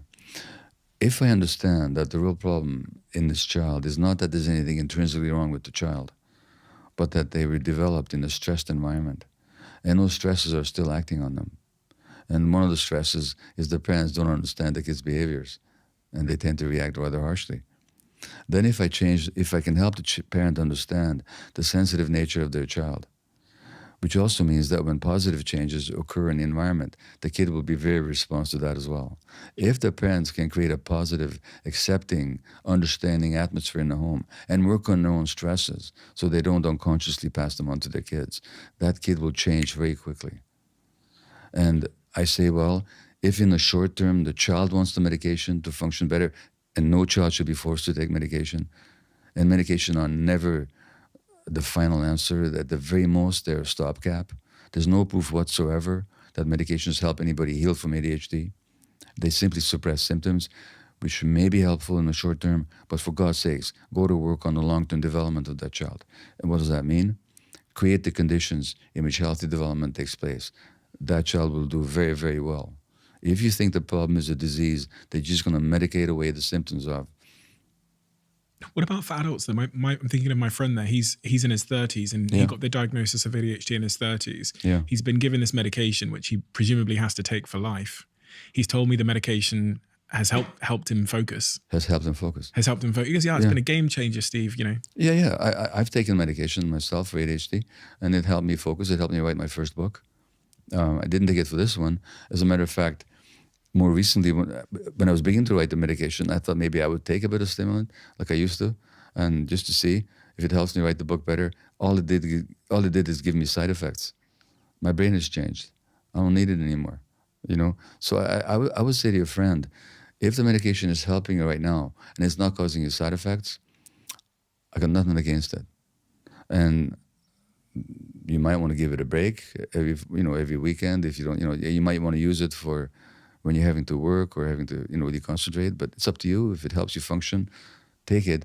But go to work on the traumas and stresses that are driving your ADHD, going back to your childhood. And, I may say my book on ADHD, Scattered Minds, does outline some ways to do that. You might find that you don't need the medication so much anymore, or not at all, perhaps. Number one. Number two, even if you do, your life will be so much fuller and so much more less stressed if you deal with the underlying factors than if you simply medicate the symptom. I always think in life there's a cost for all these things we use to medicate and stimulate ourselves. And so I always ask myself, like, there's got to be a catch here. And even for coffee, I'm like, what's the catch? It can't just be all up and positive. And with my friend, when he had the conversation with me about being on this medication for life, my first thought is like, okay, well, what's the cost? It's going to make you really focused and better at work, but what is the long-term cost of? I'd have to talk to your friend. Those are good questions to ask. When I took medication, it made me a much more efficient workaholic. It did nothing for my workaholism, just made me much better at it, because I could stay up later now and I was more focused. I could get even more things done, So you got to deal with these other issues. And did you? I did. Did I deal with them? Yes, I have. And there's so much more, like dealing with the trauma. Like I'm telling you, if your friend's got ADHD, I can tell you he had it stressed early for years. And his parents were stressed. So deal with that. Deal with what conditions are you creating now in your life that create more stress for you. Are you taking care of your body? Are you exercising? Are you eating well? Do you get out there in nature? Nature has a certain kind of harmony to it, which actually calms the mind. So are you doing all these things? If you're not, all you're doing is medicating a symptom. If you are taking the medication specifically to help you focus, but you're working on these other issues, you'll have a much fuller life, and you may find you don't need the medication after a while. You came off the medication for your ADD. Yeah. Because I'm just not that medically well versed. What's the difference between ADD and ADHD? It's, it's a kind of a confusion. ADHD simply means that the hyperactivity is present. Okay. So you can have ADD with or without hyperactivity. Okay. So the actual, proper way to divide it is AD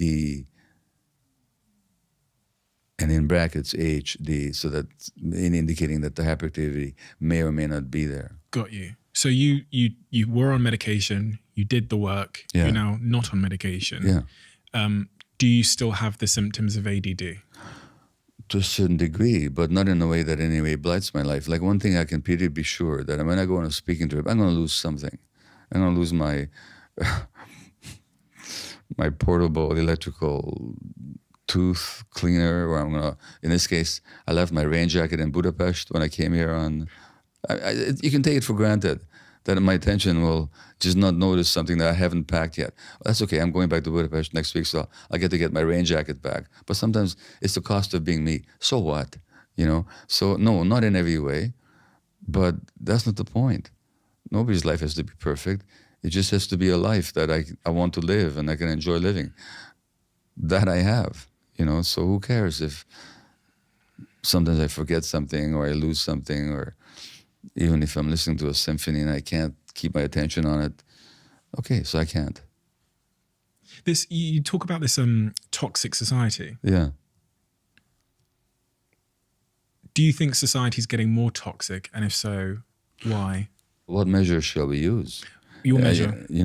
If we use the measure of a number of kids being medicated, or number of adults having chronic illness, autoimmune disease, number of students, university students being depressed, contemplating suicide, number of children in the United States killing themselves, the number of people on medications of all kinds, the degree of safety that people have in society, the rancor or peace that characterizes political discourse in this world, the intolerable fact that 8 people in the world, I think, own as much as the bottom half, as the bottom 3.5 billion. If I look at all those things, by those measures, if we look at what's happening to the environment, if I look at the fact that the people who are the worst polluters in the environment also happen to be the most successful people by a certain measure of success, by any number of parameters, if I look at how racism still affects the lives of so many people, and not just affects it in an emotional sense, but actually physiologically, then yeah, this is a toxic society, and those measures are getting worse. They're not getting better. And inequality is getting worse here in the UK and elsewhere. So yeah, I think it's getting more toxic. What's the antidote? What's the antidote? Well, how about we go back to this word awareness? Like people just have to get that this is how it is. And in the last chapter, I don't lay out a political program. I don't see that as my role to do that. I have my own political ideas and preferences, but I don't want to impose them on the reader. But I do say, first of all, we have to lose our illusions that this normality is actually healthy or natural. We have to just get cognizant that what we consider to be normal is actually bad for us. Number one. Number two, just if we introduced the concept of trauma into healthcare, like the average doctor, again, strange to say, doesn't hear a single lecture in their medical training about the impact of trauma on physical or mental health, which is astonishing, given that it was a British psychologist, Dr. Richard Bentall, who pointed out not that many years ago that the evidence linking what we call mental illness and childhood adversity is about as strong as the evidence linking smoking and lung cancer. And the average physician doesn't hear a word about that. It's astonishing. Education, teachers, if they understood child development, brain development, the developmental factors that children need, that I cite in this book, and if they understood how trauma affects kids' capacity to learn, to pay attention, and to behave in functional ways. The Daily Telegraph here in London, not that long ago, was bemoaning the fact that kids aren't caned anymore in schools. I mean, what they were moaning about is that we no longer traumatize kids quite as harshly as we used to. That's all it does, caning. So if teachers understood that the behaviors on the part of children are actually manifestations of emotional dynamics of frustration and needs not being met, and very often of trauma, that would change the educational system.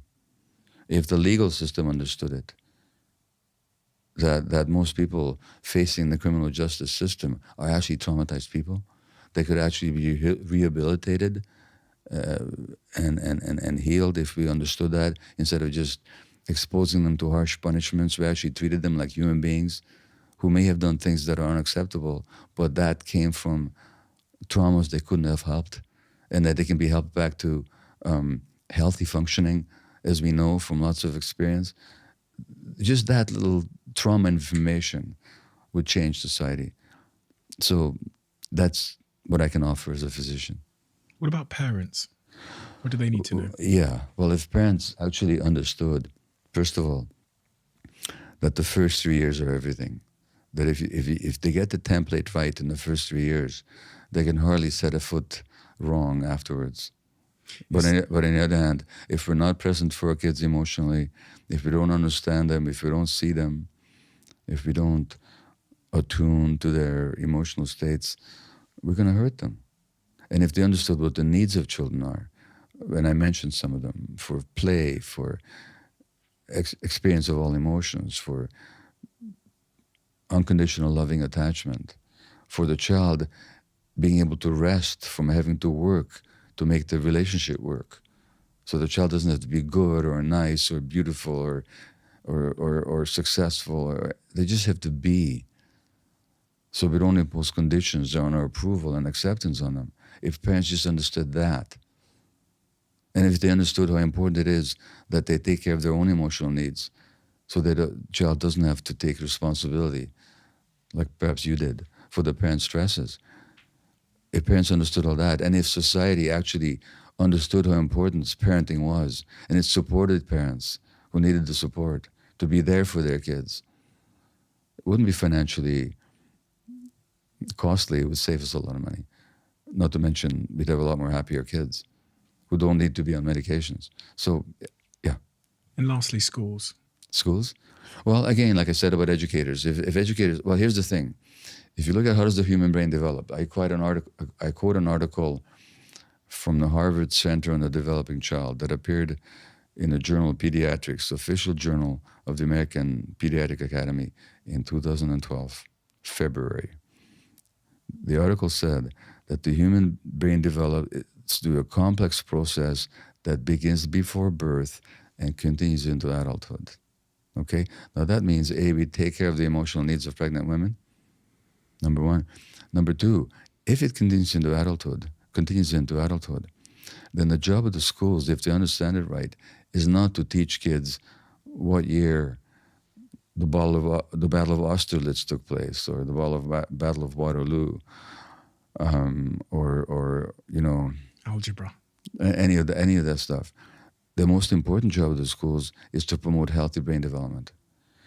Because a child who's with healthy brain development will actually be naturally curious. They'll want to know about history. They'll be keen to absorb the skills of algebra. They'll want to know how to use a computer, and they'll want to know how to write properly. The kid will want to do that spontaneously, because mastery and learning, these are human hungers, they're human needs. So, in other words, the most important job of the schools is not to cram the kids full of information, but to help them develop healthy brains. What does that require? Safety, above all, lack of pressure, healthy relationship with nurturing adults. And if the kids are not going to spend their time with the parents, which they can't in this society, like they used to throughout human evolution, let them spend their time with adults who are emotionally nurturing and emotionally penetratingly attentive to the child's needs. Now you're going to have schools that are going to really teach kids something, and where kids will want to learn. And it's very simple. It doesn't take more training, and it doesn't take more, well, it takes some training perhaps, but not more than what teachers are getting now. So that's what it would take in education. I was thinking there about the importance of doing certain psychological tests on certain teachers, because if they are also passing on a generational cycle Yeah, of their own at a time when my brain is still being developed, they can have a huge impact positively or negatively on absolutely. my life in the same way that my parents could. Absolutely. It's quite remarkable. Teachers don't know how much power they have because of the vulnerability of the young brain. And well-meaning teachers will sometimes behave in ways that are really hurtful to kids just because they don't get it, not because they don't mean well. So I've had many adults sit in my office, say, with tears in their eyes, about something a teacher said to them 3 decades before. Like, the class will continue when Johnny comes back to Earth. This kind of sarcastic little dig can undermine a child's dignity and sense of self so easily. So if teachers just understood how powerful they are and how important they are in helping to promote healthy brain development, I think their profession would take on a whole new meaning that would be much more satisfying than it is right now. It's not the fault of individual teachers. We're talking about a system that is toxic.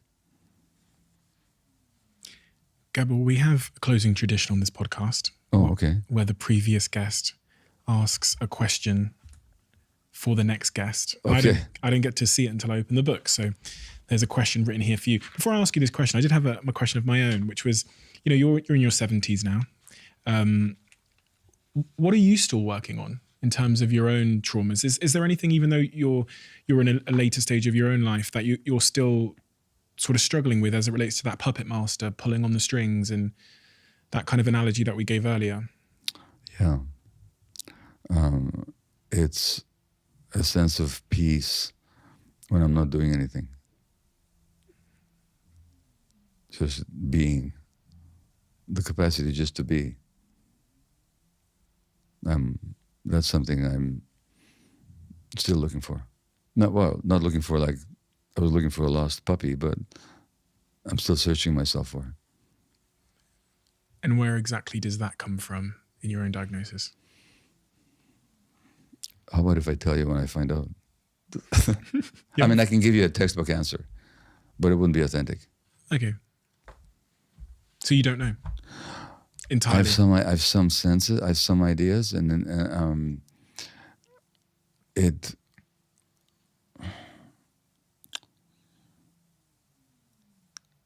really means being okay with my mind the way it is and not needing it to be any different. That's what it would mean. Which means if I'm sitting there for 5 minutes, I don't have to reach for the cell phone to occupy my mind.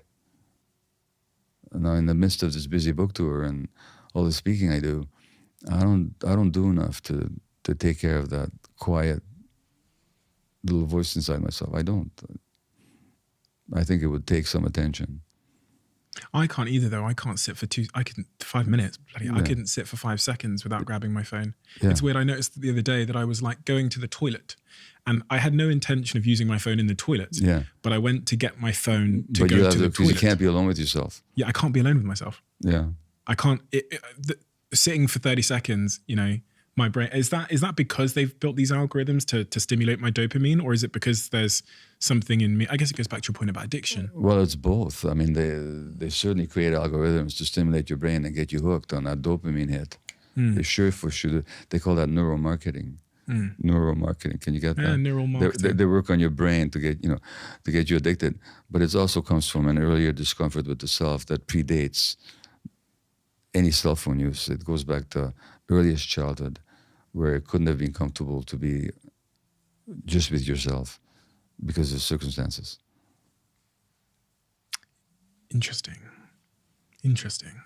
Yeah, because I got friends that don't have the same addiction with their cell phones that I do. Mm-hmm. They can take it or leave it. They put it outside their bedroom when they go to bed, charging in the kitchen. I'm like, how? I have to hold mine like my pillow. Yeah, exactly. Well, like your little safety pillow. Yeah, exactly. And what's the first thing you do when you wake up in the morning? I grab it with one eye open and all that gunk in my eye. I'm like trying to just, Yeah.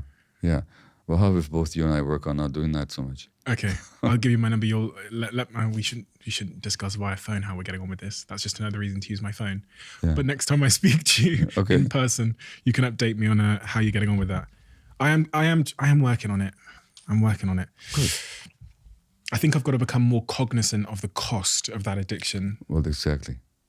to really, I know one of the costs is meaningful connections and presence with Yeah. and the cost to interpersonal relationships, but maybe I haven't had the cost impact me enough yet, maybe.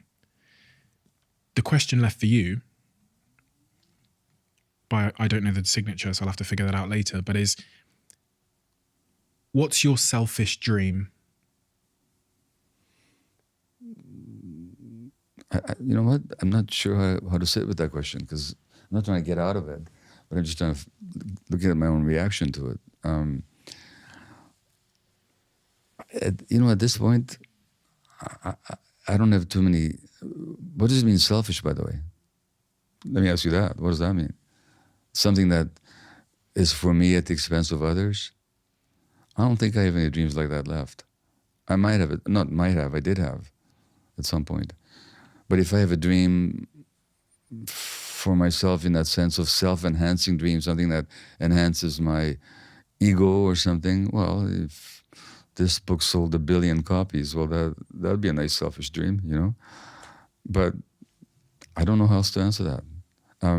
I do have dreams, but they're more about the state of the world that I'd like to see, the world I'd like to see future generations inherit. Selfless dreams. Yeah. Well, I don't know if they're selfless, because it certainly involves my own history, and certainly would make me feel better. You know, so in that sense, it's selfish, you might say.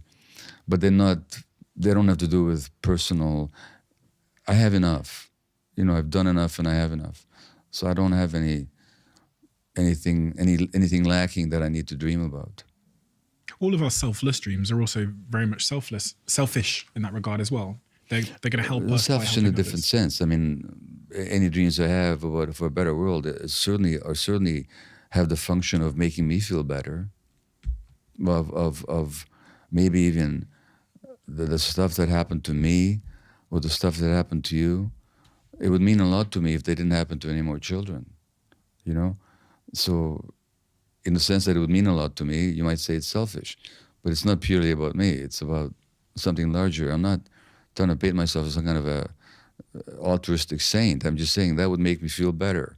If I really knew that kids in Gaza didn't have to face any more bombings, if kids in Israel didn't have to face any more danger of terrorist attacks, if, not that I see inequality there, but I'd like that for both of them. If kids in Ukraine didn't have to live under the threat of missiles falling, if people in Russia didn't have to live with the fear of perhaps a nuclear conflict, or their young men being conscripted into a war, if kids in Britain, you know, didn't have to live in poverty, wouldn't that make you feel better? You know, so to the extent that it makes us feel better, you might say it's selfish, but is it? Gabor, thank you. Well, my pleasure. Thank you so much.